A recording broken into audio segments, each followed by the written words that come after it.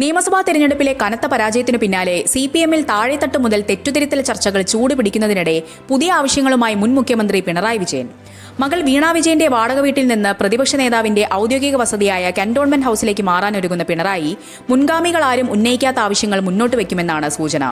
Cantonment house തന്റെ വസതി മാത്രമായി നിലനിർത്തണമെന്നും സന്ദർശകരെ കാണാനും ജീവനക്കാരുടെ ഔദ്യോഗിക ആവശ്യങ്ങൾക്കുമായി നിയമസഭാ മന്ദിരത്തോടോ MLA ക്വാർട്ടേഴ്സിനോടോ ചേർന്ന് വിപുലമായ പ്രത്യേക ഓഫീസ് സമുച്ചയം വേണമെന്നുമാണ് ആവശ്യം. ഇതിനായി സ്പീക്കർക്ക് കത്തു നൽകാനാണ് നീക്കം. ഇതോടെ സ്പീക്കറുടെ നിലപാട് ഈ വിഷയത്തിൽ നിർണായകമാകും. ജനങ്ങളിൽ നിന്ന് അകന്നുപോയതാണ് ഭരണതുടർച്ച നഷ്ടപ്പെടാൻ കാരണമെന്ന പാർട്ടി വിലയിരുത്തലുകൾക്കിടയിലാണ് പൊതുജനങ്ങളെയും സന്ദർശകരെയും കന്റോൺമെന്റ് ഹൌസിന്റെ പടിക്ക് പുറത്തു നിർത്താനുള്ള മുൻ മുഖ്യമന്ത്രിയുടെ നീക്കം.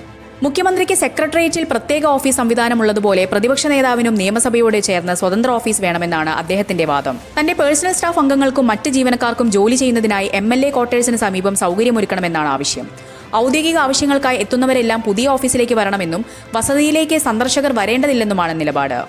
ഇത്രയും കാലം പ്രതിപക്ഷ നേതാക്കന്മാരായിരുന്നവർ തങ്ങളുടെ ഔദ്യോഗിക വസതിയിൽ തന്നെയാണ് ഓഫീസും സന്ദർശക സൗകര്യങ്ങളും ഒരുക്കിയിരുന്നത്.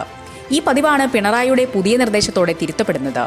ജനസമ്പർക്കം കുറഞ്ഞത് പാർട്ടിയെ തളർത്തിയെന്ന് CPM വിലപിക്കുമ്പോൾ ജനങ്ങളെ പൂർണ്ണമായും അകറ്റി നിർത്താനുള്ള പിണറായിയുടെ ഈ പിടിവാശി പാർട്ടിക്ക് പുതിയ തലവേദനയാകുമെന്ന വിലയിരുത്തലുമുണ്ട്. അതുകൊണ്ട് തന്നെ ഈ തീരുമാനത്തിൽ നിന്ന് അദ്ദേഹത്തെ പിന്തിരിപ്പിക്കാനും പാർട്ടിയിൽ സമാന്തര നീക്കങ്ങൾ സജീവമാണ്.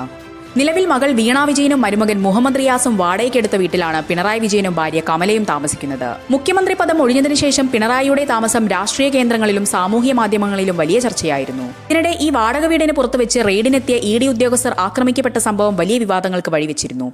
തനിക്ക് കന്റോൺമെന്റ് ഹൌസിലേക്ക് മാറാൻ തടസ്സമായി നിൽക്കുന്നത് മുൻ പ്രതിപക്ഷ നേതാവ് VD സതീശൻ അവിടെ നിന്ന് ഒഴിയാത്തതാണെന്ന് മുൻപ് വാർത്താ സമ്മേളനത്തിൽ പിണറായി വിജയൻ വ്യക്തമാക്കിയിരുന്നു. എന്നാൽ സതീശൻ മുഖ്യമന്ത്രിയായി ക്ലിഫ് ഹൌസിലേക്ക് മാറുന്നതോടെ കന്റോൺമെന്റ് ഹൌസിലെ അറ്റകുറ്റപ്പണികൾ പൂർത്തിയാക്കി പിണറായിയും സംഘവും അങ്ങോട്ടേക്ക് പ്രവേശിക്കും. കന്റോൺമെന്റ് ഹൌസിലേക്ക് താമസം മാറുമ്പോൾ പിണറായി വിജയന്റെ പ്രിയപ്പെട്ട വളർത്തുനായ റോബിനും ഒപ്പമുണ്ടാകും. ഈ വളർത്തുനായയുടെ സൗകര്യവും സുരക്ഷയുമാണ് പിണറായിയെ കന്റോൺമെന്റ് ഹൌസിലേക്ക് എത്തിച്ചതെന്നാണ് അണിയറ സംസാരം. നേരത്തെ AKG സെന്ററിന് സമീപമുള്ള ചിന്താ ഫ്ളാറ്റിലേക്ക് മാറാനായിരുന്നു പിണറായിക്ക് താൽപര്യം. എന്നാൽ ഫ്ളാറ്റ് സംസ്കാരത്തിൽ വളർത്തുനായ റോബിനെ പരിപാലിക്കുന്നതിനും യഥേഷ്ടം സഞ്ചരിക്കുന്നതിനും സുരക്ഷ ഉറപ്പാക്കുന്നതിനും വലിയ പരിമിതികൾ ഉണ്ടെന്ന് മനസ്സിലാക്കിയതോടെയാണ് ഔദ്യോഗിക വസതി റെഡിയാകുന്നതുവരെ മകളുടെ വാടക വീട്ടിൽ തുടരാൻ അദ്ദേഹം തീരുമാനിച്ചത്. കന്റോൺമെന്റ് ഹൌസിലേക്ക് മാറുമ്പോൾ മകൾ വീണയും റിയാസും വാടക വീട്ടിൽ തന്നെ തുടരാനാണ് സാധ്യത. പിണറായിയും ഭാര്യയും പേഴ്സണൽ സ്റ്റാഫും റോബിനും മാത്രമായിരിക്കും കന്റോൺമെന്റ് ഹൌസിലെ പുതിയ അന്തേവാസികൾ.